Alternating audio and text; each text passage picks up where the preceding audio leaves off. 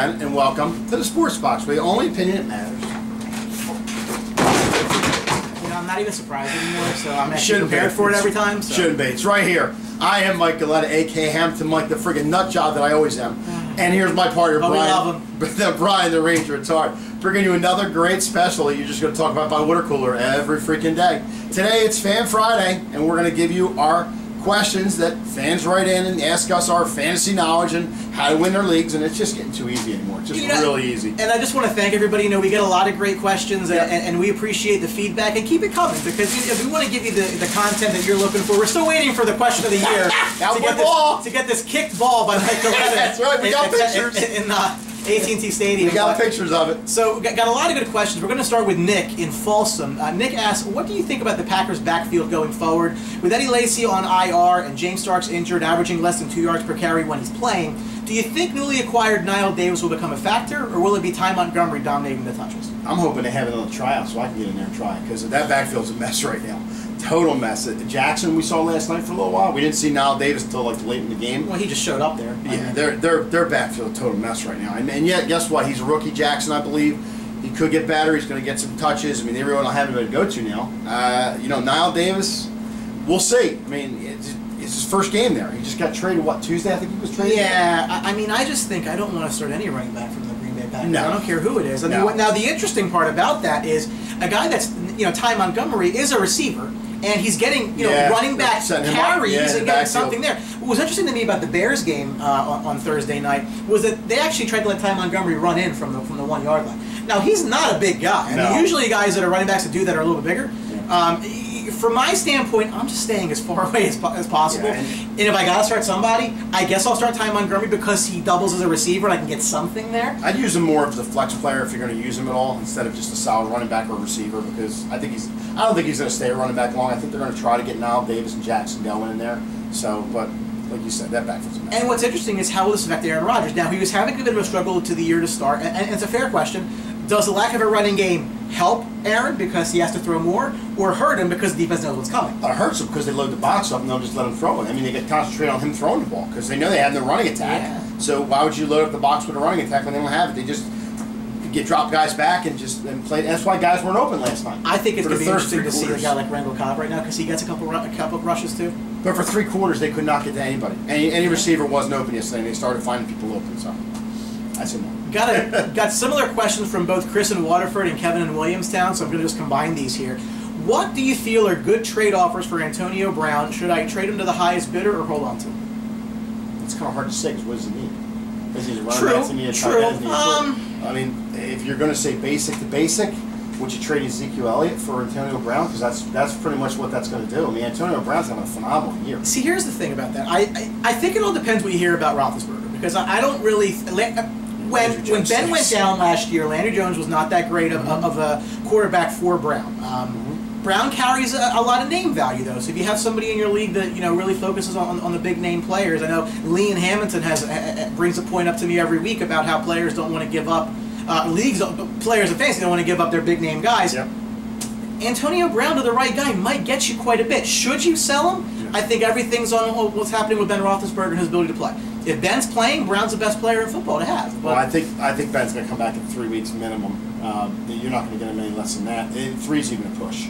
Yeah. But like you said, if Landry Jones is there, how much do you like Antonio Brown? I mean, but he's not after the year, so he's going to be back. So you just got to try to ride the wave out and go from there. I don't trade him. Although right now I think I'd rather have Bell than Brown. Given the way I think Antonio Brown's untouchable right now. Even though he's going to struggle for the next 3 weeks because Landry Jones is in there, I still think you got to keep him. But maybe it depends what the record is too. If you're like 2-4 or whatever, if you have 2 wins right now, then you got to figure something out. If you're like 5-1, 4-2, you kind of got a couple weeks that you can wear it out. Yep. Question from down south in Florida, Tim in Fort Lauderdale: should I trade Marvin Jones for Aaron Rodgers? Depends what you need. But Marvin Jones for Aaron Rodgers, I would do. Could you be? See, the thing about Marvin Jones that's interesting to me is you might be selling high on Marvin Jones because we're seeing Golden Tate, who both of us were not very high on, have a couple of good games here, being a bigger part of the roster. I mean, Rodgers, the stat was brought up. I mean, he hasn't been an elite quarterback in fantasy for the better part of, and we thought last year, we thought this was Ryan Havermail, who was our Packers analyst, that, missing, how important was Jordy Nelson because look what it did to Rodgers. Yep. But Jordy's back, and Rodgers is still not really putting up, really elite numbers, especially for where you drafted him. Could it be selling high on Jones? Absolutely. I think if you need a quarterback and you have a receiver on your bench that might be able to fill in the role, yeah, I think you do it. I think you absolutely do. I think you get Rodgers for the simple reason that they're getting in the easy part of the schedule. They did play some tough teams in the beginning. They are going to start playing some easier games coming up, and I'm just pulling up some stuff right here now. I mean, they do have the Falcons, but after that, I mean, they're pretty much on cruise. They have the Colts. You talk about the Colts. You talk about Tennessee. I mean, Rodgers is going to play some easy competition, I think, in the next couple of weeks after the Falcons. So I would definitely take Rodgers. The only thing that scares me about Marvin Jones, but giving him up right now, is because Detroit's lack of a running game. I think they're going to have to throw more, but they're going to get Ebron back at some point. Yeah, I mean, I think I do the deal. I think you're getting a better player in Aaron Rodgers, and if you need the quarterback, it's the most important position. So from that standpoint, I say go ahead, Tim. You make that deal. Next question comes from a local boy, Josh here in Hamilton. Do you think Chris Ivory will become the starting running back for the Jacksonville Jaguars? I think he will, because he's been playing better than Yaden, and Yaden they're not big on him. TV at all. They brought him in as a free agent. I think the goal was to split carries, and Ivory had some really weird ailment to start the year, and I think Yeldon kind of. But they are working him in to get more carries. I think he will end up being the lead back, not by much, because he's not really an all-carry back, but he's going to get a lot of carries near the goal line. And you talk about starting running back. I mean, it's such a fluid title anymore. I mean, he may be the guy that starts, but I mean, if it's a 60-40 split, is it really where you need to be anyway? I don't know. I think there's probably better options for you, but I wouldn't mind having Chris Ivory as a bench option. I agree. Christian in Philadelphia. Should I start Colin Kaepernick or Landry Jones this week? Oh, Kaepernick. I don't like Landry Jones against the Patriots at all. You are saying Kaepernick against the Buccaneers. I think Kaepernick would have a better shot doing something against the Buccaneers than Landry Jones against the Patriots. Can I vote for door number 3? Yeah, no, I wouldn't start either of them. Christian, these are not good options, my friend. You got those two. I mean, you're sure. I would check your waiver wire, because there's got to be somebody. Unless you're in like a really deep league, there's got to be somebody there. I might take Blake Bortles over him this week. You got to wonder if maybe Christian's a guy who may have had like Dak Prescott, somebody on bye this week, and maybe that's why. Maybe. If it were me, I'm starting Kaepernick, but God, I don't feel good about it. Only because, as we mentioned in our preview of the games this week, the Pats do very well against young quarterbacks, rookie quarterbacks. Not that Landry Jones is a rookie, but he's still not a guy with a lot of experience. I'll take Kaepernick, but man, I don't really feel good about it at all. Another question from a loyal watcher, Wayne and Sewell. Should I sit Drew Brees this week to start Blake Bortles? Man, that's a brutal setup too. You have Brees. They are on the road, and they're playing. They're in Kansas. They're in Kansas City. Yeah, that's a tough place to play. And Blake Bortles, home against Oakland. I'd probably have to play Bortles. You know what, though? You can kind of go either way with it, because I think Brees is the veteran there, and they're going to get in a shootout with Kansas City. They're just going to lose it. And Bortles, you got the chance to throw in a pick here and there because he's not having a good year. I'd probably go Brees. See, I don't necessarily go against to a shootout. I think the Chiefs' defense is, especially they're not bad. They're not bad at all. I mean, they were great last year. But the Saints can find a way to get back in it. I think they throw a lot. Yeah. They get into the running game. They got a lot of guys there. A lot of guys there. Cooks from Thomas to Fleener. They got a lot of guys, a lot of weapons there. I would go. Mike, I don't want to sit Drew Brees here. Yeah. I think it's almost blasphemy, but again, I think Bortles is at home with a better matchup. Okay, go to next. It might be one of those things that you might be the smartest guy in the room if you do it, Wayne. All right, that's good. All right, go for it. Mike in Hamilton, is this you? Could be. Should anyone with Jets players be bailing out and trading them for anything at this point? No. Yes, but I don't think you're going to get much for him because there's really nobody on the Jets really trade. Brandon Marshall maybe, but who's going to give him the ball? He's really. You're going to have Geno Smith throwing the ball. Yeah, really, Marshall's the only guy with any kind of value. Yeah. I mean, what are you going to Quincy Enunwa? Yeah. Really? Sorry. The running backs have all kind of, again, with Forte's touches having come down quite a bit in recent games, I think he's lost a lot of his value. He's an amazing running back. I mean, you know what? On everybody but Marshall, sure. Depending on Marshall, I think I might hold on to him because even though I don't like Geno Smith a little bit, he just has to throw the ball, and I think Marshall's obviously the target. Yeah.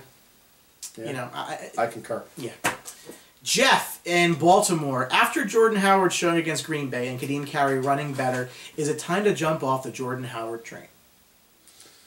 I would say no, because I think even if Langford comes back, Howard's still going to get some carries. I think Howard has proven himself to be somewhat of a good back. So I say no. I'd say he's a good back. I say no as well. And I think that they really liked him coming into the season, for one. I think that they gave the spot to Langford to start the year because Langford finished the year last year. They wanted to see what he had. And as Langford went down, I really think that Howard had a really, really nice couple of games. His opportunity to shine, yeah. Yeah, again, I just think that might have just been a strange game against Green Bay. I'm not getting off Jordan Howard, especially if I'm going to sell Jordan Howard, I'm not selling him off a low value here, So I want to wait to see him in the big game if I really want to. Yep. But I think Howard does just fine for it. Anthony out of Waterford. I recently lost Ben Roethlisberger for the year. Who are some popular waiver wire QBs to target until he returns? I don't think he's done for the year. I have not heard that anywhere, so I think he will come back. I think the rumor was 3 to 4 weeks, maybe 6 on the upside. Mike, a guy who I think is a great pickup right now is available, Marcus Mariota. His next couple of weeks, listen to this schedule. Indianapolis, Jacksonville, at San Diego, Green Bay, at Indianapolis, at the Bears. If he's still out there, you got to grab him. Yeah, he's somebody who I think, especially like a 10-team league, maybe even a 12. You might be able to even get him via trade, if not, depending on where he is. But I think he can have a really good. He's had a good couple games coming into this week, a good 2 games at the very least, and I think that he's playing better and better, throwing more touchdowns. I think he's a great fit to hold it until Ben comes back. Anybody that you think? Whoever else is out there, Osweiler maybe, but he's not playing well. There's not many guys on the waiver wire right now. Tannehill's probably out there, but what are you going to do with him? And you got Kaepernick out there maybe. There's not many starting quarterbacks out there anymore. That's a good pick. If he's still out there, I would take him. Maybe Sam Bradford if you think that the Vikings offense picks it up through the air right now. Is he playing? Is he playing? Matt Barkley. Yeah, so there's a lot of quarterback injuries this year, which are making that really thin. Case Keenum. Last question comes from Mike out of Washington Township. Who would you start this week? Eli Manning, Tyrod Taylor, or Blake Bortles? Eli Manning, who is it again? Tyrod Taylor. I'd probably start Taylor. And Blake Bortles. I think Taylor's going to have their way down in Miami. I think they're definitely going to win that game going away. I'd probably say Taylor. Well, they have to throw because they're going to miss McCoy. I think Eli's going to struggle a little bit this week. I think Blake's going to struggle against Oakland.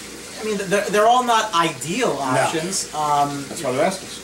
Yeah, I'm going to say Eli. I'm only going to say that because I think that he has the best singular target in Odell Beckham. He take over a game. And they're in London. Yeah, I think the Bills are going to run the ball regardless. I think the Jags are going to run the ball regardless. Whereas with the Giants, they don't run the ball that great because their offensive line is putrid. I'm going to say Eli because I'm banking on Odell, frankly. Okay. And that's it for our fan questions. So thank you, everybody. That's all the time we have for Fan Friday. We always appreciate you writing in. Always got some new stuff coming. And of course, tweet us at Sportsbox Show. Email us, thesportsboxshow@gmail.com. Like us, comment on Facebook with everything we post there, and of course, YouTube comments as well.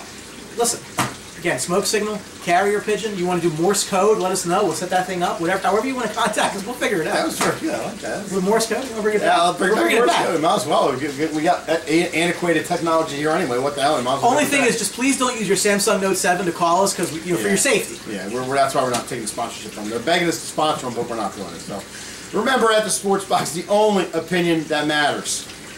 It's still right here. It's only right here, for God's sake. And subscribe, for crying out loud. Thanks for watching, folks. See you. Don't forget to subscribe.